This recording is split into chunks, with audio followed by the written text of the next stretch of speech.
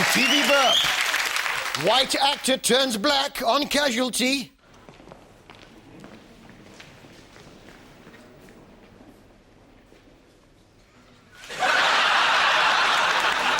Incredible shrinking Peggy on EastEnders. Peggy?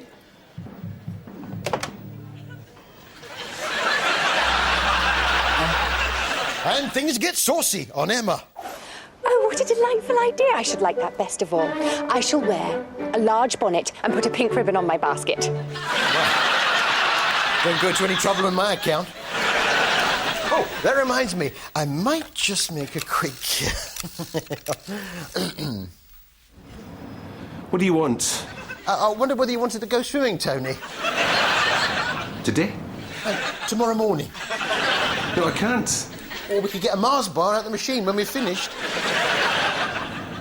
All right.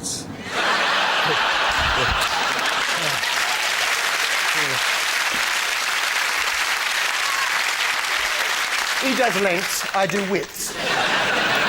Which brings us to EastEnders, and I do admire the sensitive way they handle Heather being a little on the large side. Oh, I'm here. Besides you. Bit on the nose. No, to be fair, Heather's having a baby. The question on everybody's lips was how did she get pregnant in the first place? I wondered if Patrick might have had something to do with it. You, Shirley and Mrs. Brannan, you're the best free mates I could ever have. Oh. Hello? Hello? Yeah. It's Heather. In the hospital. Heather in the hospital, yes. I don't know if you remember Valentine's night. Valentine's night, yes. You know, with the yoghurt pot lid. Fruits of the forest, yeah, because the tiny pips kept getting caught in my teeth. Well, you sort of... We sort of... You've got a son. Hang on a sec, I'll put you through to Harry Hill.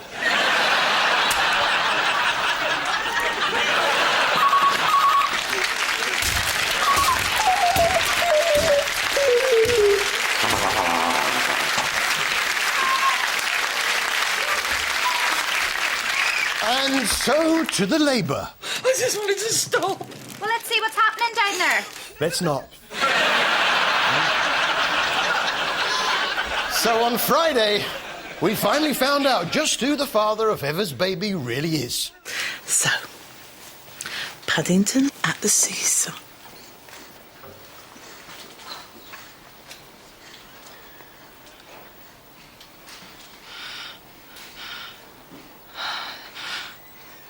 George. This is your dad.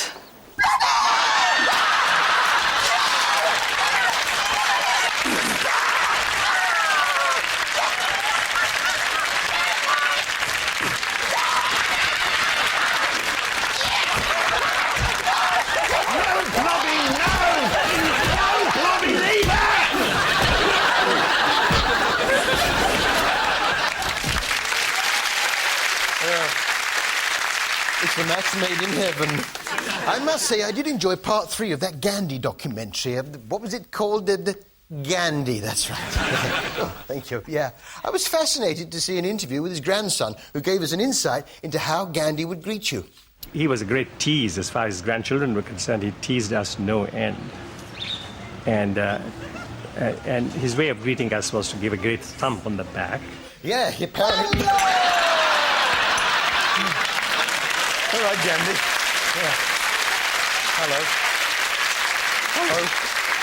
Yeah. I watched all 3 of the series Gandhi. So, what was its conclusion? So how much of an impact has Gandhi's economic vision had on today's India? None. Great. 3 hours for nothing. BBC Two's Design for Life finished this week. The show that had French designer Philippe Starck looking for, well, an apprentice. Just like Sir Alan Sugar before him, he's got a catchphrase. It's not "you're fired," it's... We shall have blood on the walls. Next time, if It's the same thing. I kill everybody. Yeah, he's a bit French, you know. Yeah, but he's learnt a fair bit of English, especially for the show. When he sings, he does a bit in English, then a bit in French. Good morning, Hello. good morning. Na, na, na, na, na, good morning to you. Yeah, that. That's the French bit. Where does Philippe get his ideas from? Well, he's got a special brain pump to help him. That means what you have in your brain, it's this.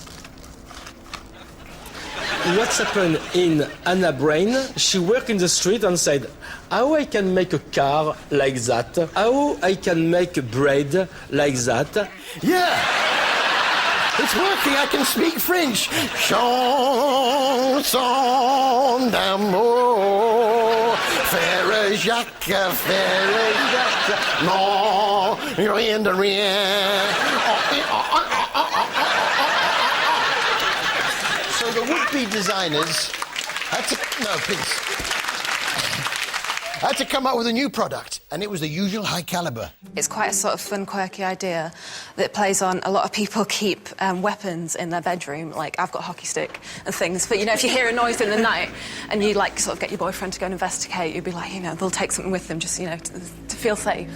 So it's sort of playing on that idea, and I've got this bedside lamp. It's made out of acrylic tube. If you hear a noise in the night, this is attached by, like, Velcro, and you just rip it off, and what you do is you roll it up, and it forms a bat. So then you can go downstairs and investigate the noise. But what if the intruder don't want to play baseball? A lampshade that turns into a baseball bat, though. Brilliant. See, my invention was pretty similar. It was a croquet mallet that turns into an angle poised lamp. Yeah, it's like that. Yeah.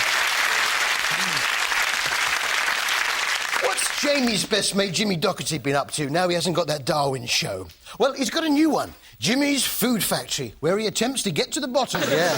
Yeah.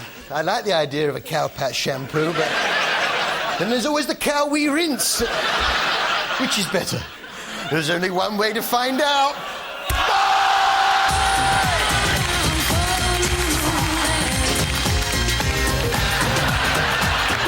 That's odd.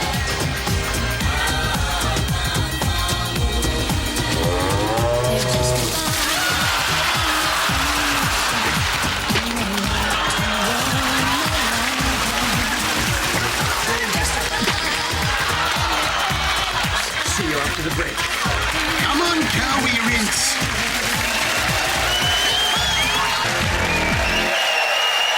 Welcome back to TV Burp. Squeaky hair on Neighbours. Babysitting duties. Oh, yeah, I guess that's reason enough to be stressed, isn't it? Chicken-headed boy on Coal House at War. Caleb and Kia soon settling. And mobile STD clinic on EastEnders. We got grubs, we got bugs, we got fizzy worms. Paul.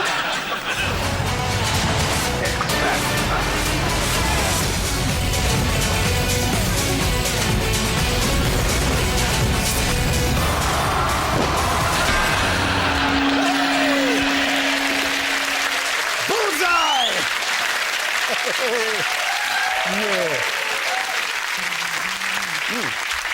It was nice to see ex-EastEnder Frank Butcher drop in to watch the X Factor last weekend.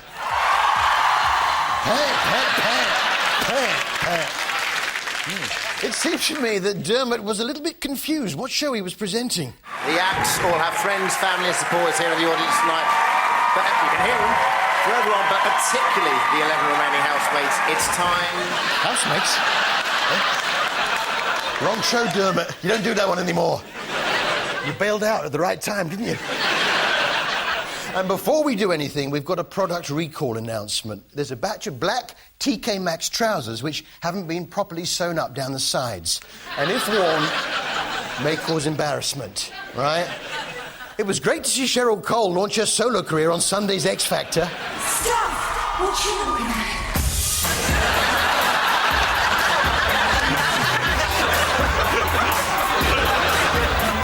Yeah, it's those TK Maxx trousers. I bought a pair too.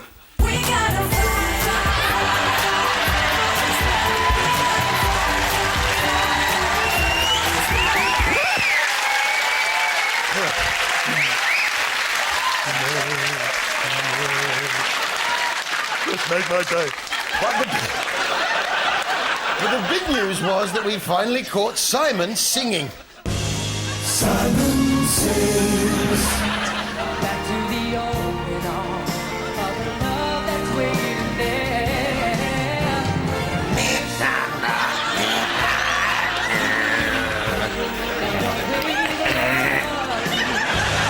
Simon sings. It's a no from me. What's it like round at Jordan's house now that Pete's left, I wonder? And empty doesn't mean it hasn't any tenants. Of course not. Sorry, Jordan. Wishing you health, wealth and happiness from all the TV Burp team. Although, Pete, if you're watching, love you too. Can't you patch up your differences? What you had together was so good. This was, of course, ITV1's Grime Fighters, which is a bit like the BBC's Life of Grime. In fact, it's the same. I don't know about you, if I'm not sure whether to watch a show, I'll just watch the first 30 seconds to see if it'll draw me in. Today, there's a blockage in the sewage system at Maidenhead. Yep, I'm in. First, we caught up with Dagenham Council property manager Tony, who seemed to be something of a rat specialist. Well, you see, boy, the rats have just chewed all the shoes to bits. Well, there's a dead one, anyway. A bit mummified, but he's dead. Nonsense, that's never dead. In fact, I managed to nurture it back to health with a bit of milk and a tea pipette. Yeah, I've got it in this box here. Just, Oh, it's escaped. Where could it be? Oh, what's the point?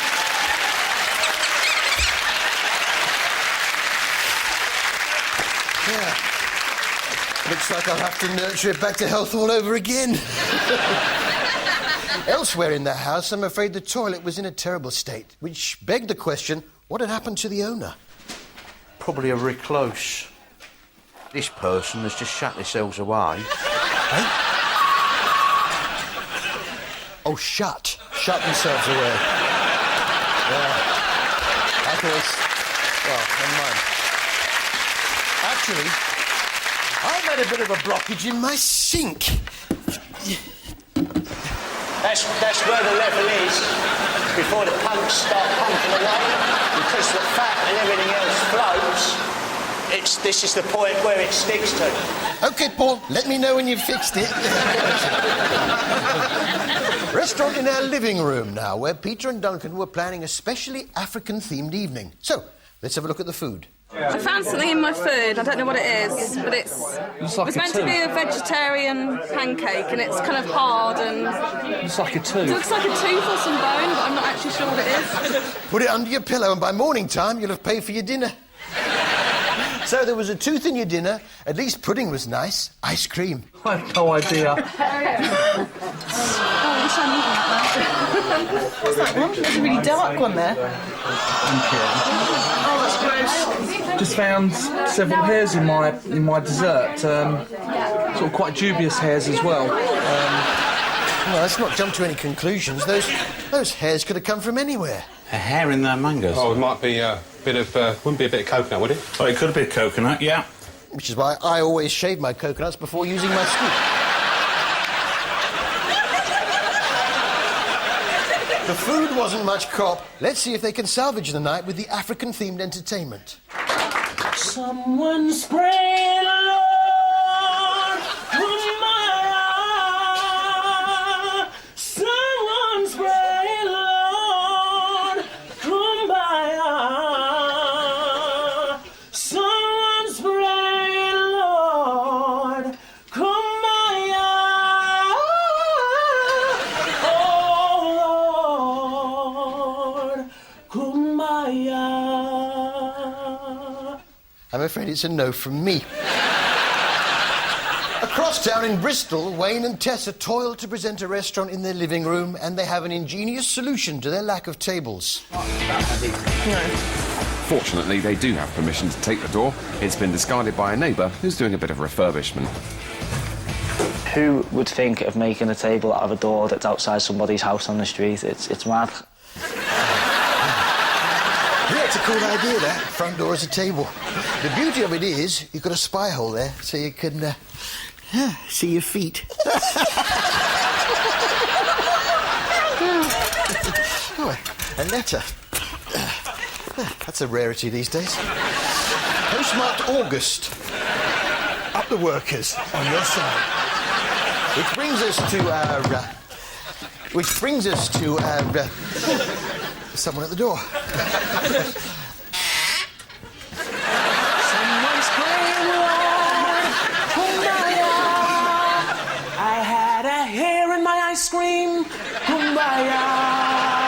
There was a tooth in my pancake, kumbaya. Oh, Lord, kumbaya. Not today, thank you. Yes, thank you. Which brings us to our most insincere reaction of the week. Most insincere reaction of the week. So what is it you guys do then? I'm a nanny, yeah. Wow. Most insincere reaction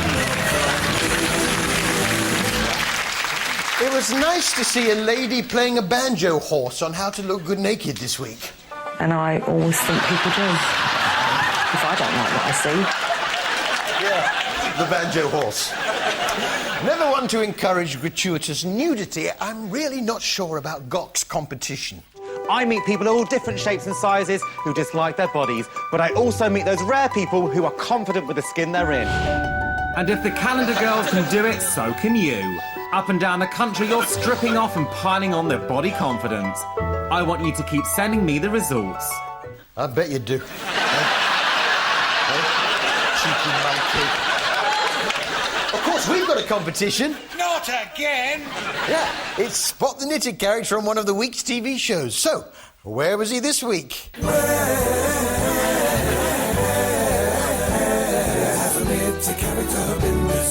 It's just that they don't feel strongly enough about her to... So she sort of gets lost Yeah, in the mix maybe so, slightly. because I agree, she's great and she's so lovely as well. Especially compared to the two boys, who are... they're sweet, those two boys.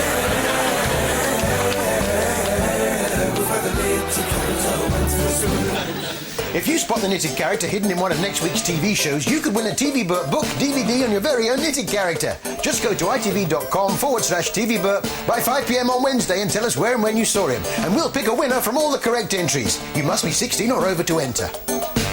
Put that phone down, Sonny. This week's winner was Paul Philpott from Cheshire. So, that's what my viewers look like. Holby now. It was nice to see Patsy Kensett playing the piano in the car park. Rick and Connie said they would back you up on the sea line. They won't say that. Spoke to them about it. It's just easier that way. A doleful tune. Well, she was in mourning. Sadly, someone dear to her had died. Is it when you have everything, God will remind you that no one gets away with it? This has nothing to do with God. He's punishing me Why would he punish you? for everything I've done. Someone's crying, Lord, kumbaya. Oh, Lord, kumbaya.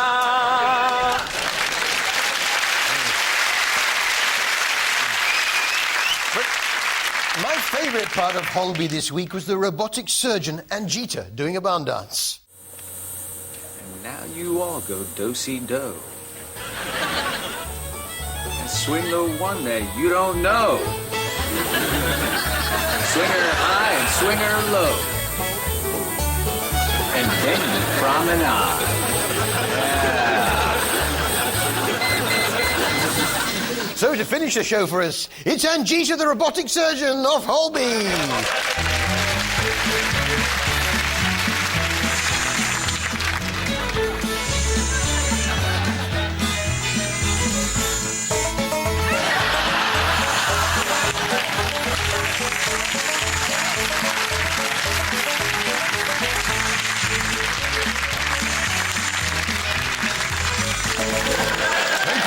sir. Well, that's all from us here. Good night. Well, next, the challenge is certainly on. From Frank Sinatra to Ella Fitzgerald, how will our 10 remaining acts cope, singing with a full orchestra? And you can get online to the website and have your say with our live chat throughout the show. Then later at 10, Catherine Jenkins is on Piers Morgan's Life Stories.